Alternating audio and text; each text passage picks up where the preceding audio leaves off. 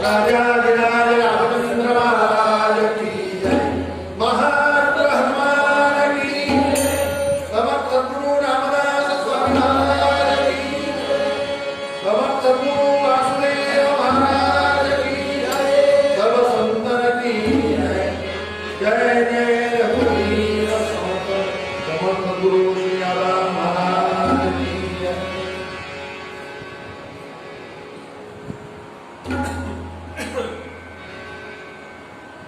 प्रसंग असा आहे, पैठण क्षेत्रामध्ये एकनाथ नावाचा एक ब्राह्मण राहतो. एकनाथ महाराज नाही, साधारणतः नंतरचा थोडासा काळ अतिशय दारिद्र्य अवस्था होती. 4 दिवस पोरं एक उपाशी राहू लागले, खायला नाही.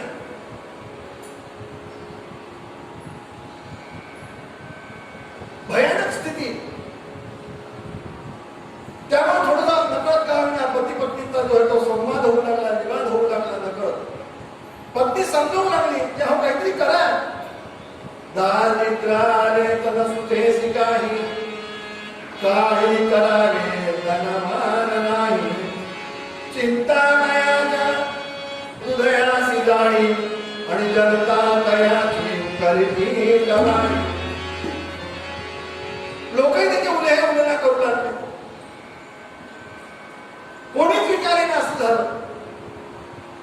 म्हणून एक स्वामी विवेकानंदांचं वाक्य आहे, त्यांना खूप मिळतं ना देवायला, त्यांना खूप निमंत्रण असतात. जय जय रघुवीर. त्यांना खरंच गरज आहे, त्यांना कोणीच विचारत नाही, कोणीच बोलवत नाही. काळाची गरज आहे, ती ओळखली गेली पाहिजे. म्हणून कधी कधी आपल्या सत्पुरुषांचं सुद्धा कौतुक करावं असं वाटतं. परवाच नागपंचमीच्या दिवशी इथे पुण्यतिथी उत्सव असतो सद्गुरू परशुराम महाराजांचा. त्या परशुराम महाराजांच्या उत्सवाला महाराजांनी म्हणजे वासुदेव महाराजांनी नागवाल्यांचीच भंडारा करावा. क्रांतिकारी घटना आहे म्हणायला. हो तो सोपं नाही. फक्त नागवाले जेवायला असायचे, 300 नागवाले. जय जय रघुवीर. आणि ते बरोबर तशीच आहे जमात. त्यांना खायला मिळत नाही अशी स्थिती आहे. त्यांचाच महाप्रसाद, त्यांचाच भंडारा. काही कळे ना, सुटे ना. बायको समजू लागले ना, अहो काहीतरी करा. काय करावं? काही तर पुरुषार्थ करा. आणि एके दिवशी दोघांचा विवाद व्हायचो विकोपाला गेला. कांता बोले दुर्वचनाय, कांता बोले दुर्वचनाय. कशी होई या संसार, कशी होई या संसार.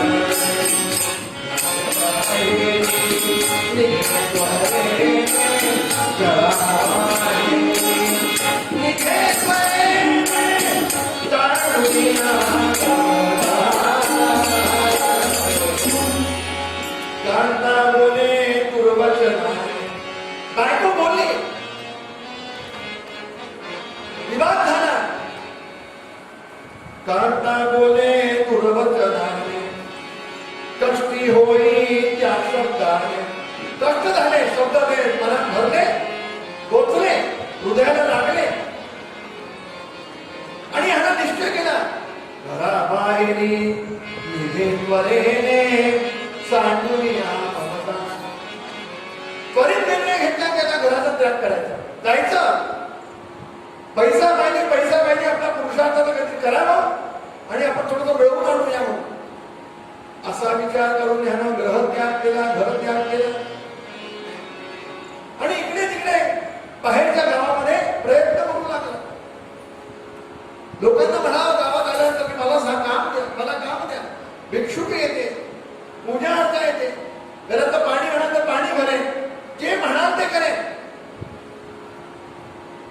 पूजेला मदत करायला कोणी करत असेल ते करेल, पाणी भरायची व्यवस्था ते भरत आहे. तुम्ही जे म्हणाल ते मी करायला तयार आहे, पण मला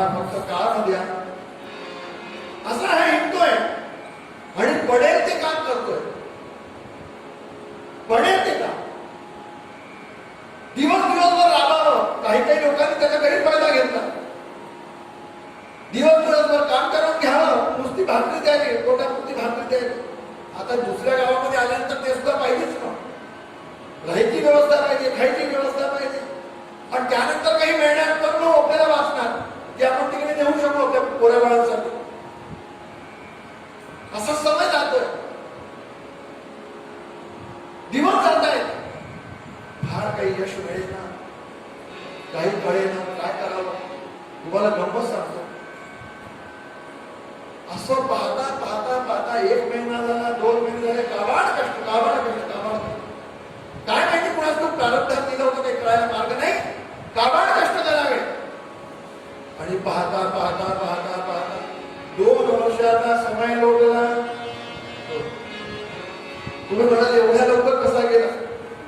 आणि घडी सुद्धा लवकर पुढे चालली आहे. आपल्याला त्या वेळेचा अभ्यास करायचा.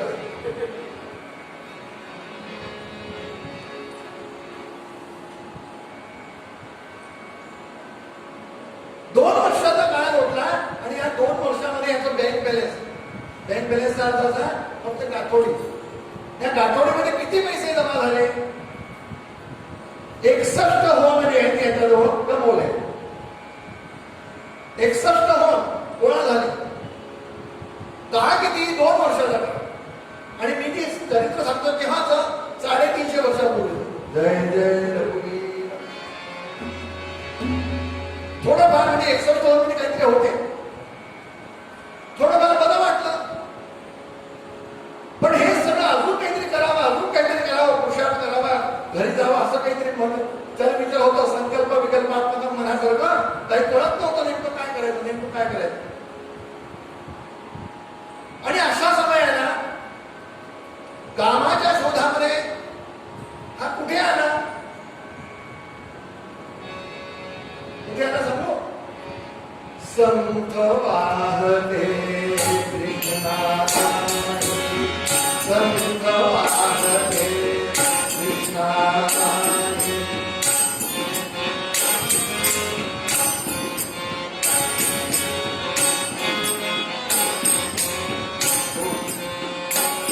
कृष्णेच्या तीरावरती स्वारी आहे. सुख दुःखांची जाणीव तिला नाही. तीरावरच्या सुख जाणीव तिला नाही. तेवढेच नसतात पुढे.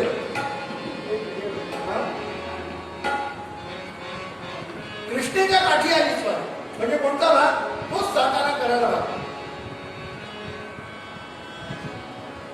त्या भागावर आला आणि विचार करतो काय करावं. त्यावेळेस कुठेतरी ह्याला भेटलं आणि ह्याला सांगितलं, अरे बाबा तू आता आणायचे आलेलाच आहे. तुझ्या मनातली इच्छा लक्षात आली की द्रव्य प्राप्त करायचंय वगैरे वगैरे, ठीक आहे. पण कधी कधी काय असतं की आपण कामाला कष्ट करून सुद्धा काही आपल्याला यश मिळत नाही. तर दुसरे सुद्धा मार्ग आहेत, त्याचा आपण अवलंबन करायला हरकत नाही. कुठला मार्ग? अरे म्हणाले इथे रामदास गोसावी नावाचे फार मोठे सत्पुरुष आहेत. कुठे राहतात? चाफळला राहतात. चाफळ ठिकाणी त्यांचं क्षेत्र आहे. कधी कधी दोन्ही गोष्टी आहेत. होऊ शकतं की तुझं प्रारब्ध बदले किंबहुना त्यांना विचार की असं अडचणी का येतात महाराज. संत कसे आहेत? आणि त्यांना ह्याला भरवलं. संत आनंदाचे स्थळ, संत आनंदाचे स्थळ, संत सुखजी केवळ, नाना संतोषाचे मूळ ते हे संत. नाना संतोषाचे मूळ ते हे संत. आपल्या मनामध्ये जे जे विकल्प असतील त्यांना सांगायला हरकत नाही, विचारायला हरकत नाही, त्यांचं मार्गदर्शन घ्यायला हरकत नाही, पण जायला पाहिजे. चांगले सत्पुरुष. हा म्हणाला तर पुरुषार्थ करता करता पुढे संत साधू बाबांच्या मागे लागल्यावर पण आता काही आपल्याला काहीच नाही, उद्योग नाही, जवळ होता त्या भागाला नव्हता. म्हणून त्याला पटवलं आणि ह्याच्या मनामध्ये बिंबलं. काय बिंबलं? अशा साधूया दर्शनाने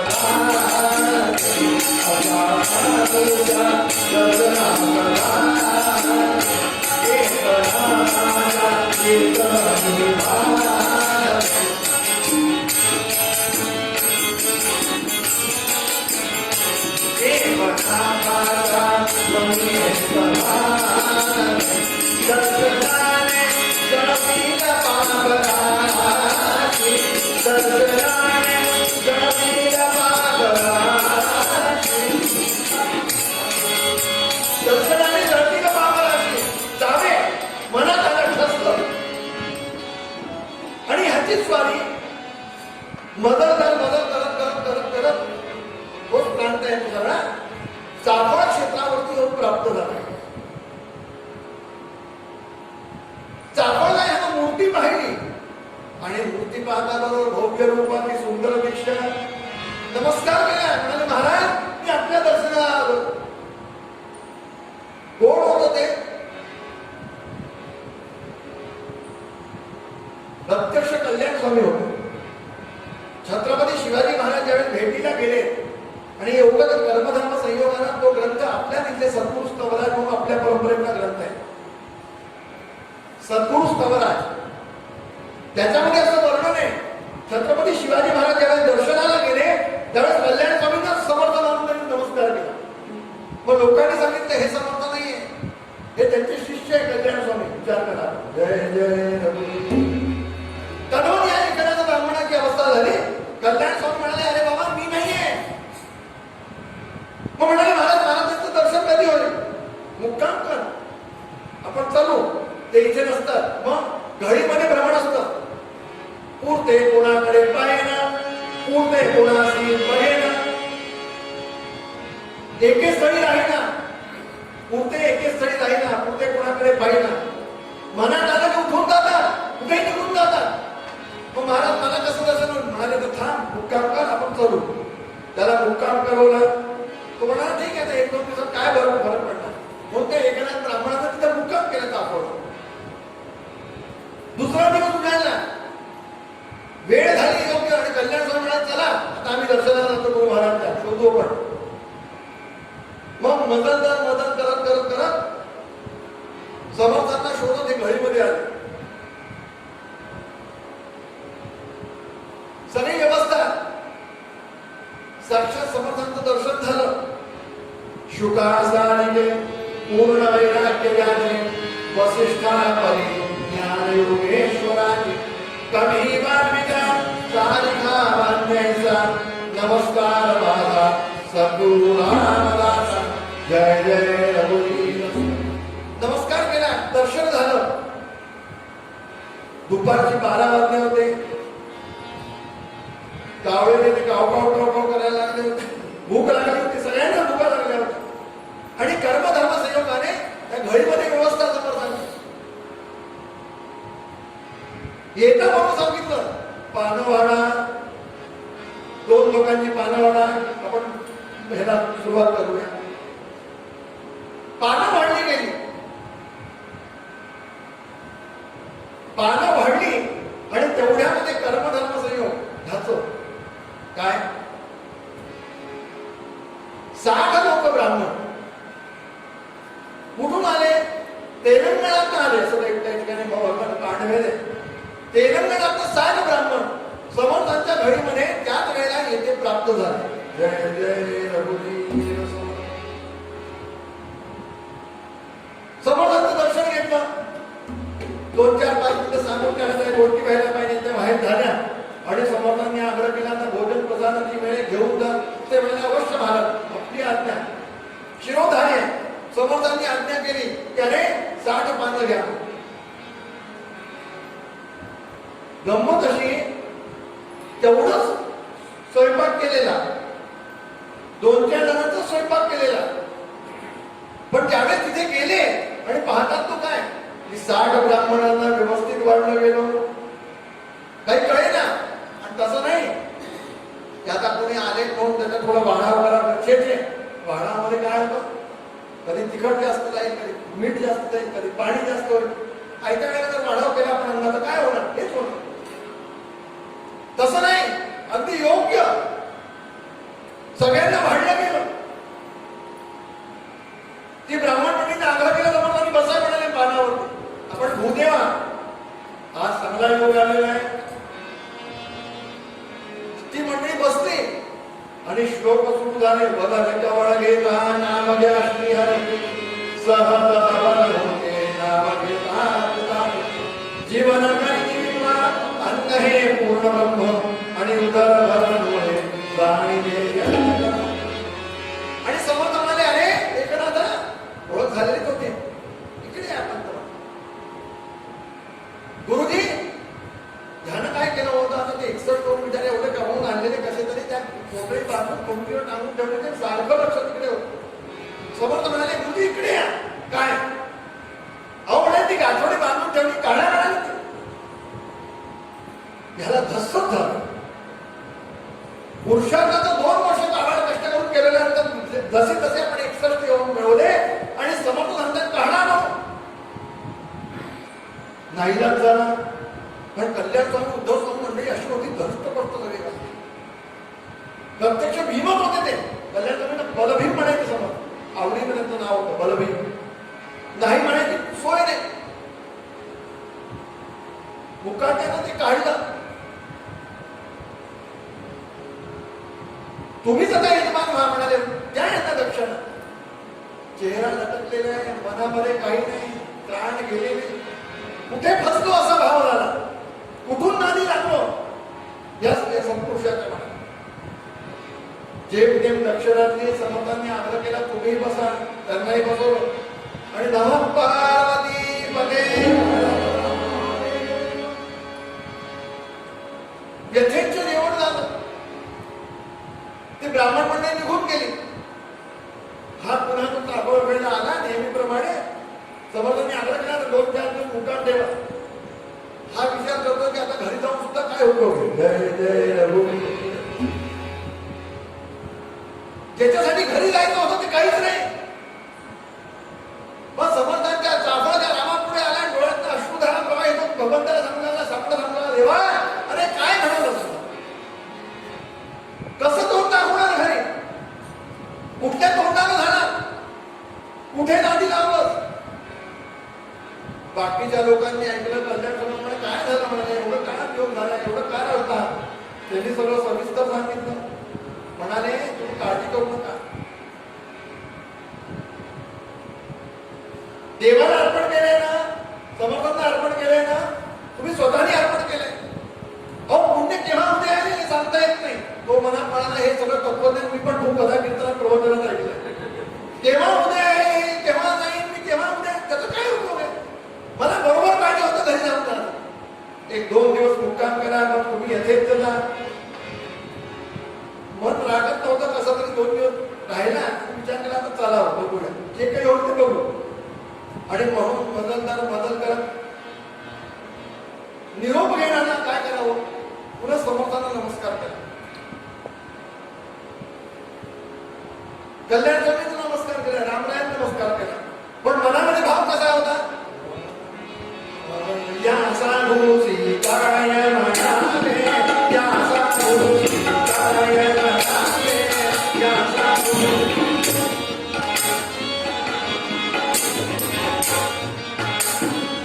शिष्य कोण गणाले शिष्य कोण गणाले या साधू काय म्हणाले या साधू या साधू या साधूची काय म्हणाले. बरं हा तर आहे शिष्य संमत कोण गणावे. शिष्य संमत सगळे कोण म्हणाले. लुबाडला म्हणाले. नमस्कार केला आणि निघाली स्वारी. आता खरं म्हणजे चापवून बैठकी जवळ नाही. हा मदत करत निघाला. उद्विग्न मन होतं. वाटेमध्ये काय झालं. रात्रीच्या समयाला अरण्यवासामध्ये थांबला असताना चोरांनी याच्यावरती आक्रमण केलं. चोरांनी याच्यावरती हल्ला केला. काय म्हणाले दे. फक्त याच्याजवळ एक फोन होती बाकी काहीच नाही. त्याला सांगितलं अहो मी स्वतः कसा असा आहे. तुम्हाला सांगतो त्यावेळेस ती चोर मंडळी सुद्धा प्रामाणिक होती. जय जय काही सिद्धांत होते त्यांना याची दया आली. अशा काही लुटून काय उपयोग आहे. रंग के पास जो रंग गए दोनों रंग मिले कजू काय नसरे. कभी गण निसंग पुकार करे यदुनाथ बिना दुःख. अरे मागायचं तर अशा वेळेला लुटायचं तर अशा लुटायला पाहिजे. एक छोकरा अतिशय गरीब भिकारी होता बिचारा. आणि शेठजी धुरत होते धुल्यावर. त्यांच्याकडे गेला. शेठजी अहो 1 रुपयाची कमी आहे. तुम्ही जर मला 1 रुपया द्याल तर मला आता भाकर तेव्हाची माझी व्यवस्था होईल. फक्त एकच रुपया पाहिजे. शेवटी श्रीमंत गरजांचं 1 रुपया नाही म्हणाले, पण आम्हाला 50 पैसे द्या. 2 घरात जातो 50 पैसे कोण नाही, 50 पैसे नाही मिळाले.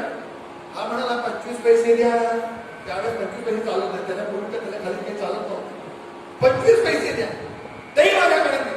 हा म्हणाला माझ्या बरोबर चला, जय जय तुमचं हे पंडित तू माझ्याबरोबर चल, आपण दोघे मागू. काय उपयोगाचं? धन्यवाद. चोरांच्या लक्षात आलं ह्यांच्याकडे काही नाही, सोडून दिलं ना, घेऊन जा म्हणाले. घेऊन काय करायचं? तुझे बालबच्चे आम्हाला हे देते. आणि हा मदत करत करत करत निघाला आणि आपल्या गावामध्ये आला. इकडे काय झालं? समर्थांची स्वारी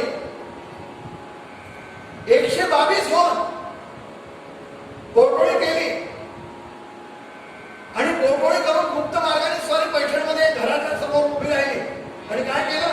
जय जय रघुवीर समर्थ बाबाच्या भये काय भीतोसी लंटी धनीरे मना धीर धानासी सांडी रघुनायका सारिका स्वामी श्री उमेशी कदा कोपल्या दंडधारी जय जय रघुवीर.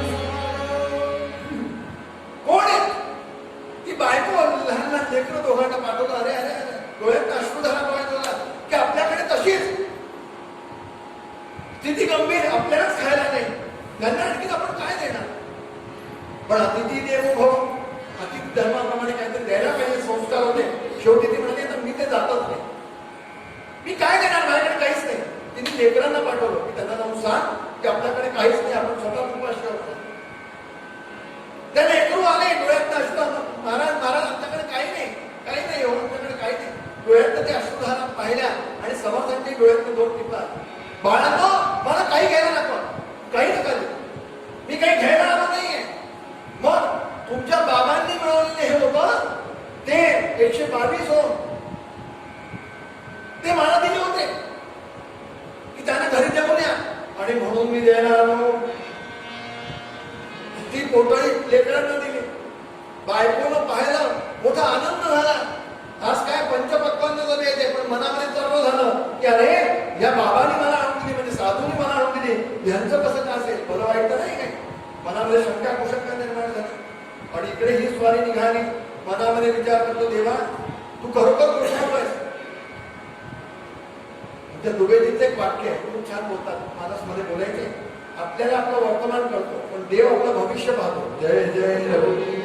आता हा काय विचार करतो की चांगलं झालं देवा, पण जर माझ्याजवळ 7 कोण असते तर ते चोरांनी लुटले असते, चोर राहून गेले असते. मग आता काय? त्याच्यापेक्षा कृष्णार्पण वस्तू देवा भगवंताच्या कामात आले, ब्राह्मणांच्या कामात आले. आता हा विचार तुला स्वतःचा विचार होता की ह्यापेक्षा देवाच्या तर कामात आले. असा विचार करत करत गावात आला आणि इकडून तिकडून घरी जायची हिंमतच नाही. घरात काय अवस्था असेल कोणाच म्हणून इकडून तिकडून शोध घेतला आणि समोर पाहिलं. 2 पावलं चालला आणि त्या पत्नीवर सगळे वाटत बघत होते. पाहिलं मात्र आणि मोठा आनंद झाला. बाबा बाबा बाबा बाबा, याला धीर आला. तुम्ही जिवंत आहात, तुमचं कसं काय चाललंय, योग्य आहे ना? बायकोच्या डोळ्यात ना शुद्धारा प्रवाहित होणार. हो ना, तुम्हीच नाही का पाठवलं महाराजांना? कोणत्या महाराजांना? अरे असे असे सगळे दिसणारे, सगळं खूप सांगितलं. दाढी बांधलेली, जटा बांधलेली, कुपडी हातामध्ये घेतली, कमांडर बदलेला, कौपिक धारण केलेले, भव्य रूप आहे. आणि ते आले होते, ते सांगून गेले की 122 होऊन तुम्ही दिले. एवढं ऐकलं मात्र घळघळा घळघळा अश्रू डोळ्यात पाहतो. समर्थांनी का लीला केली? चोरांपासून वाचवलं, माझ्या यांच्या सगळ्यांचं कल्याण केलं. आणि मी धिक्कारे की समर्थांना आज्ञातत्व शब्द बोललो, मला अपशब्द बोललो. मनामध्ये काय काय काय काय माझे भाव निर्माण झाले, मी त्यांना ओळखलं नाही. मग असे जर माझे पाठीराखे आहेत तर मला काळजी करायचं काय करणं? हे प्राप्त किंचित वांछते, मला गरजच नाही. तो जर माझा पाठीराखा आहे तर मला गरज काय? मग सांगितलं, 4-2 दिवस राहिला आणि पत्नीला सांगितलं आता यांचं संगोपन तुम्ही करा. भगवंत तुमचा पाठीराखा आहे आणि सर्वस्व त्याग करून कुठे आले? समर्थांकडे. सांगितलं महाराज आम्हाला उपदेश द्या, आता काही अपेक्षा नाही, संसाराने केलाय. आमची फक्त अपेक्षा आहे की आता तुमच्या शरणावर तुम्ही मला मार्गदर्शन करा. समर्थन नाही करू सांगतो. मग